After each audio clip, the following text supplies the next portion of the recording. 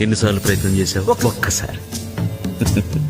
ఒకేసారి ప్రయత్నం చేసి వదిలేసేది మామూలు మనిషి. కానీ నువ్వేదైనా అసాధ్యమైంది సాధించాలంటే ఇది నేను చేసి తీరుతానంటూ ఒక ఏకాగ్రత, ఒక పట్టుదలతో మళ్ళీ మళ్ళీ మళ్ళీ మళ్ళీ ప్రయత్నం చేయాలి. అప్పుడు ఏదో ఒక రోజు నువ్వు విజయం సాధిస్తావు. సంకల్పం, ఆ సంకల్పంలోంచి శక్తి వస్తుంది. మీ బాస్కు మాత్రం శక్తి ఉందనుకుంటున్నావా?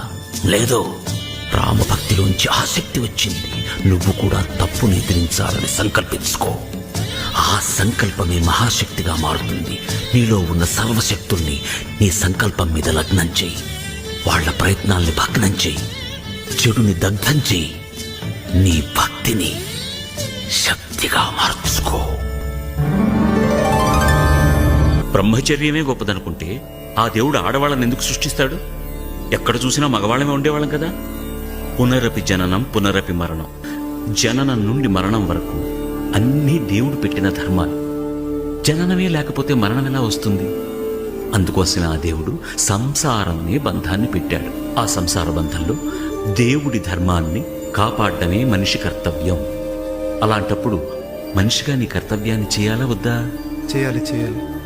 మరి మా బాస్ పెళ్లి చేసుకోలేదు కదా. మరి మీ బాస్ విడిపోయిన సీతారాములు కలిపాడు కదా.